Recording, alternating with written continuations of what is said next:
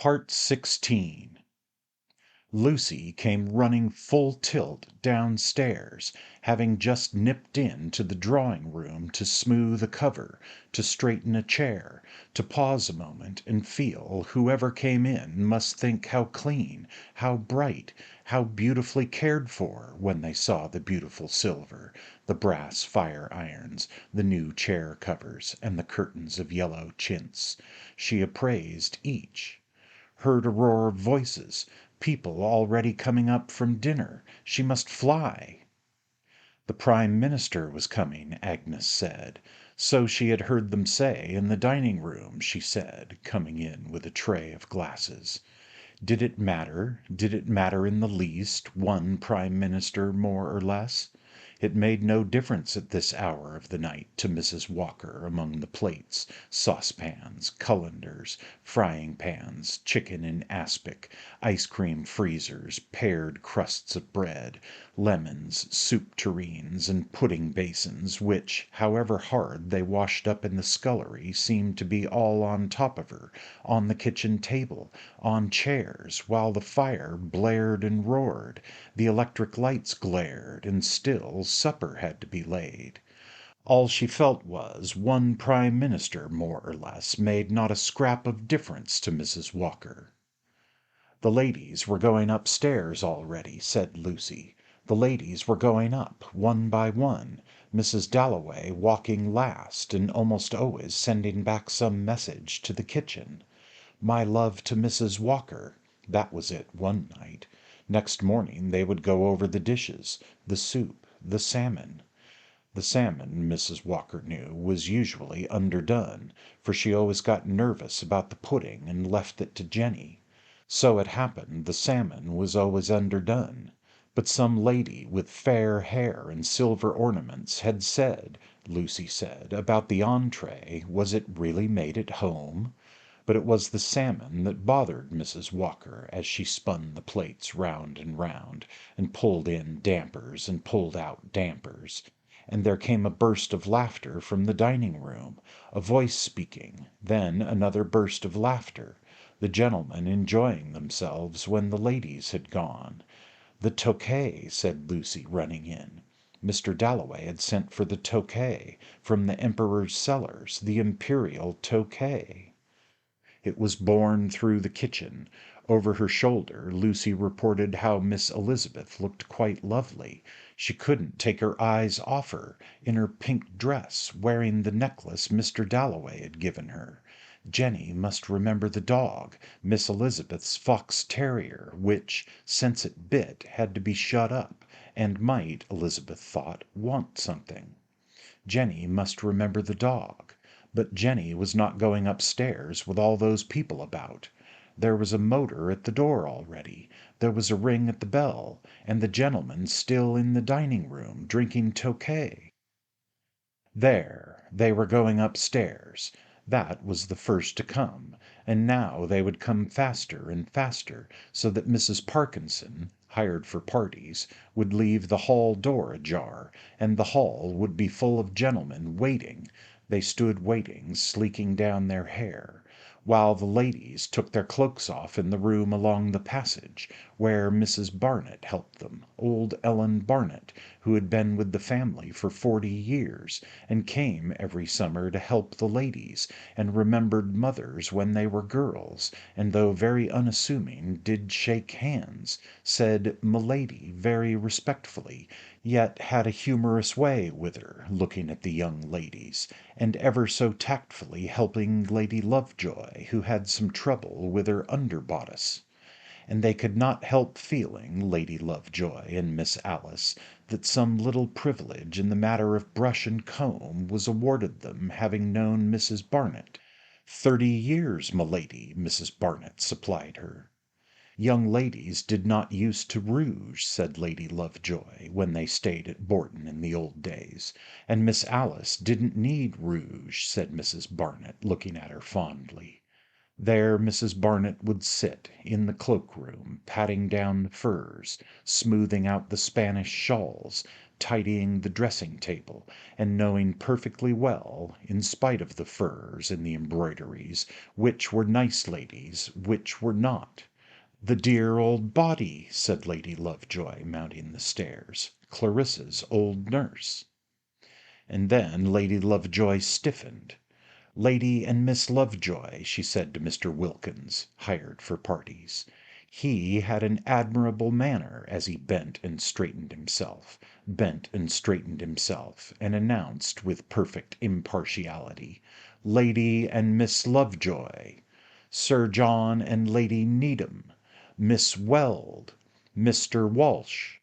His manner was admirable, his family life must be irreproachable, except that it seemed impossible that a being with greenish lips and shaven cheeks could ever have blundered into the nuisance of children. "How delightful to see you!" said Clarissa. She said it to everyone. How delightful to see you! She was at her worst, effusive, insincere. It was a great mistake to have come. He should have stayed at home and read his book, thought Peter Walsh. Should have gone to a music hall. He should have stayed at home, for he knew no one. Oh dear, it was going to be a failure, a complete failure. Clarissa felt it in her bones as dear old Lord Lexham stood there apologizing for his wife who had caught cold at the Buckingham Palace garden party. She could see Peter out of the tail of her eye, criticizing her, there in that corner. Why, after all, did she do these things? Why seek pinnacles and stand drenched in fire? Might it consume her anyhow, burn her to cinders? Better anything, better brandish one's torch and hurl it to earth, than taper and dwindle away like some Ellie Henderson. It was extraordinary how Peter put her into these states just by coming and standing in a corner. He made her see herself, exaggerate. It was idiotic. But why did he come, then? Merely to criticize? Why always take, never give? Why not risk one's one little point of view? There he was, wandering off, and she must speak to him, but she would not get the chance. Life was that. Humiliation, renunciation.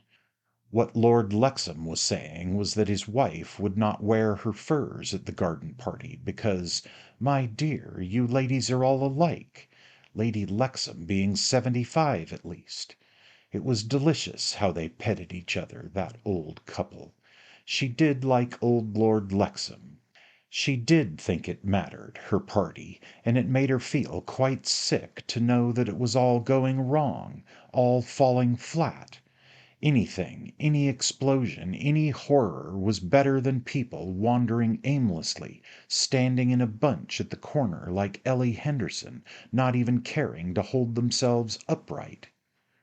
Gently the yellow curtain with all the birds of paradise blew out, and it seemed as if there were a flight of wings into the room, right out, then sucked back, for the windows were open. Was it draughty, Ellie Henderson wondered. She was subject to chills. But it did not matter that she should come down sneezing tomorrow. It was the girls with their naked shoulders she thought of, being trained to think of others by an old father, an invalid, late vicar of Bourton. But he was dead now, and her chills never went to her chest, never. It was the girls she thought of, the young girls with their bare shoulders, she herself having always been a wisp of a creature, with her thin hair and meagre profile, though now, past 50, there was beginning to shine through some mild beam, something purified into distinction by years of self-abnegation, but obscured again perpetually by her distressing gentility, her panic fear, which arose from £300 income, and her weaponless state. She could not earn a penny, and it made her timid and more disqualified year by year to meet well-dressed people who did this sort of thing every night of the season, merely telling their maids, "I'll wear so-and-so," whereas Ellie Henderson ran out nervously and bought cheap pink flowers, half a dozen, and then threw a shawl over her old black dress. for her invitation to Clarissa's party had come at the last moment. She was not quite happy about it. She had a sort of feeling that Clarissa had not meant to ask her this year. Why should she? There was no reason, really, except that they had always known each other. Indeed, they were cousins, but naturally they had rather drifted apart, Clarissa being so sought after. It was an event to her, going to a party. It was quite a treat just to see the lovely clothes. Wasn't that Elizabeth grown up, with her hair done in the fashionable way, and the pink dress? Yet she could not be more than 17. She was very, very handsome. But girls, when they first came out, didn't seem to wear white as they used. She must remember everything to tell Edith. Girls wore straight frocks, perfectly tight, with skirts well above the ankles. It was not becoming, she thought. So, with her weak eyesight, Ellie Henderson craned rather forward, and it wasn't so much she who minded not having anyone to talk to. She hardly knew anybody there, for she felt that they were all such interesting people to watch. Politicians, presumably, Richard Dalloway's friends. But it was Richard himself who felt that he could not let the poor creature go on standing there all the evening by herself. "Well, Ellie, and how's the world treating you?" he said in his genial way. And Ellie Henderson, getting nervous and flushing, and feeling that it was extraordinarily nice of him to come and talk to her, said that many people really felt the heat more than the cold. "Yes, they do," said Richard Dalloway. "Yes." But what more did one say? "Hello, Richard," said somebody, taking him by the elbow, and, good Lord, there was old Peter Walsh. He was delighted to see him, ever so pleased to see him. He hadn't changed a bit. And off they went together, walking right across the room, giving each other little pats, as if they hadn't met for a long time, Ellie Henderson thought, watching them go, certain she knew that man's face. A tall man, middle-aged, rather fine eyes, dark, wearing spectacles, with a look of John Burroughs. Edith would be sure to know. The curtain with its flight of birds of paradise blew out again, and Clarissa she saw Ralph Lyon beat it back and go on talking. So it wasn't a failure after all. It was going to be all right now, her party. It had begun. It had started. But it was still touch and go. She must stand there for the present. People seemed to come in a rush. Colonel and Mrs. Garrett, Mr. Hugh Whitbread, Mr. Bowley, Mrs. Hilberry, Lady Mary Maddox, Mr. Quinn, intoned Wilkin. She had 6 or 7 words with each, and they went on, they went into the rooms, into something now, not nothing, since Ralph Lyon had beat back the curtain. And yet for her own part it was too much of an effort. She was not enjoying it. It was too much like being just anybody standing there. Anybody could do it. Yet this anybody she did a little admire, couldn't help feeling that she had anyhow made this happen, that it marked a stage, this post that she felt herself to have become. For oddly enough she had quite forgotten what she looked like, but felt herself a stake driven in at the top of her stairs. Every time she gave a party she had this feeling of being something not herself, and that everyone was unreal in one way, much more real in another. It was, she thought, partly their clothes, partly being taken out of their ordinary ways, partly the background. It was possible to say things you couldn't say anyhow else, things that needed an effort, possible to go much deeper, but not for her, not yet anyhow. "How delightful to see you," she said. "Dear old Sir Harry, he would know everyone." And what was so odd about it was the sense one had as they came up the stairs, one after another, Mrs. Mount and Celia, Herbert Ainsty, Mrs. Dacres, oh, and Lady Bruton. "How awfully good of you to come," she said, and she meant it.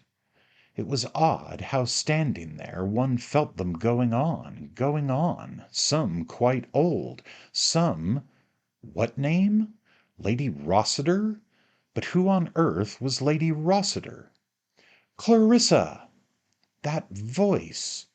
It was Sally Seton! Sally Seton, after all these years! She loomed through a mist, for she hadn't looked like that, Sally Seton, when Clarissa grasped the hot water can, to think of her under this roof, not like that!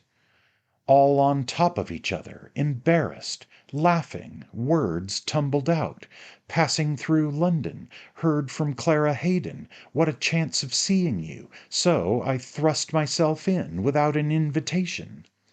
One might put down the hot water can quite composedly. The lustre had gone out of her, yet it was extraordinary to see her again, older, happier, less lovely. They kissed each other, first this cheek, then that, by the drawing-room door, and Clarissa turned, with Sally's hand in hers, and saw her rooms full, heard the roar of voices, saw the candlesticks, the blowing curtains, and the roses which Richard had given her. "I have 5 enormous boys," said Sally. She had the simplest egotism, the most open desire to be thought first always, and Clarissa loved her for being still like that. "I can't believe it," she cried, kindling all over with pleasure at the thought of the past. But alas, Wilkins wanted her. Wilkins was emitting in a voice of commanding authority, as if the whole company must be admonished, and the hostess reclaimed from frivolity one name. "The Prime Minister," said Peter Walsh. The Prime Minister? Was it really? Ellie Henderson marvelled. What a thing to tell Edith! One couldn't laugh at him. He looked so ordinary. You might have stood him behind a counter and bought biscuits. Poor chap, all rigged up in gold lace. And to be fair, as he went his rounds, first with Clarissa, then with Richard escorting him, he did it very well. He tried to look somebody. It was amusing to watch. Nobody looked at him. They just went on talking, yet it was perfectly plain that they all knew, felt to the marrow of their bones, this majesty passing, this symbol of what they all stood for, English society. Old Lady Bruton, and she looked very fine too, very stalwart in her lace, swam up, and they withdrew into a little room which at once became spied upon, guarded, and a sort of stir and rustle rippled through everyone openly. The Prime Minister! Lord, Lord, the snobbery of the English, thought Peter Walsh, standing in the corner. How they loved dressing up in gold lace and doing homage. There, that must be, by Jove it was, Hugh Whitbread, snuffing round the precincts of the grate, grown rather fatter, rather whiter, the admirable Hugh. He looked always as if he were on duty, thought Peter, a privileged but secretive being, hoarding secrets which he would die to defend, though it was only some little piece of tittle-tattle dropped by a court footman, which would be in all the papers to-morrow. Such were his rattles, his baubles, in playing with which he had grown white, come to the verge of old age, enjoying the respect and affection of all who had the privilege of knowing this type of the English public school man. Inevitably one made up things like that about Hugh. That was his style, the style of those admirable letters which Peter had read thousands of miles across the sea in the Times, and he thanked God he was out of that pernicious hubble-bubble, if it were only to hear baboons chatter and coolies beat their wives. An olive-skinned youth from one of the universities stood obsequiously by. Him he would patronize, initiate, teach how to get on, for he liked nothing better than doing kindnesses, making the hearts of old ladies palpitate with the joy of being thought of in their age, their affliction, thinking themselves quite forgotten. Yet here was dear Hugh driving up and spending an hour talking of the past, remembering trifles, praising the home-made cake, though Hugh might eat cake with a duchess any day of his life, and to look at him probably did spend a good deal of time in that agreeable occupation. The all-judging, the all-merciful might excuse. Peter Walsh had no mercy. Villains there must be, and God knows the rascals who get hanged for battering the brains of a girl out in a train do less harm on the whole than Hugh Whitbread and his kindness. Look at him now, on tiptoe, dancing forward, bowing and scraping, as the Prime Minister and Lady Bruton emerged, intimating for all the world to see that he was privileged to say something, something private to Lady Bruton as she passed. She stopped. She wagged her fine old head. She was thanking him, presumably for some piece of servility. She had her toadies, minor officials in government offices, who ran about putting through little jobs on her behalf, in return for which she gave them luncheon. But she derived from the 18th century. She was all right. And now Clarissa escorted her Prime Minister down the room, prancing, sparkling with the stateliness of her grey hair. She wore earrings and a silver-green mermaid's dress.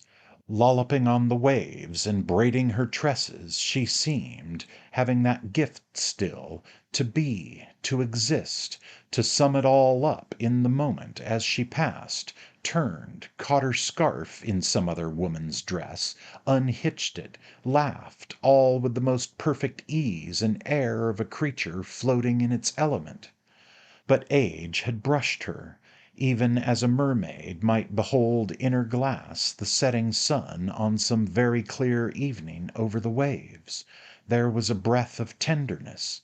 Her severity, her prudery, her woodenness were all warmed through now, and she had about her, as she said good-bye to the thick, gold-laced man who was doing his best, and good luck to him, to look important, an inexpressible dignity, an exquisite cordiality, as if she wished the whole world well, and must now, being on the very verge and rim of things, take her leave. So she made him think. But he was not in love. Indeed, Clarissa felt, the Prime Minister had been good to come, and walking down the room with him, with Sally there, and Peter there, and Richard very pleased, with all those people rather inclined perhaps to envy, she had felt that intoxication of the moment, that dilatation of the nerves of the heart itself, till it seemed to quiver, steeped, upright. Yes. But, after all, it was what other people felt, that. For, though she loved it and felt it tingle and sting, still these semblances, these triumphs, dear old Peter, for example, thinking her so brilliant, had a hollowness. At arm's length they were, not in the heart. And it might be that she was growing old, but they satisfied her no longer as they used, and suddenly, as she saw the Prime Minister go down the stairs, the gilt rim of the Sir Joshua picture of the little girl with a muff brought back Kilman with a rush. Kilman, her enemy! That was satisfying, that was real. Ah, how she hated her! Hot, hypocritical, corrupt, with all that power, Elizabeth's seducer, the woman who had crept in to steal and defile. Richard would say, what nonsense! She hated her, she loved her. It was enemies one wanted, not friends, not Mrs. Durrant and Clara, Sir William and Lady Bradshaw, Miss Truelock and Eleanor Gibson, whom she saw coming upstairs. They must find her if they wanted her. She was for the party.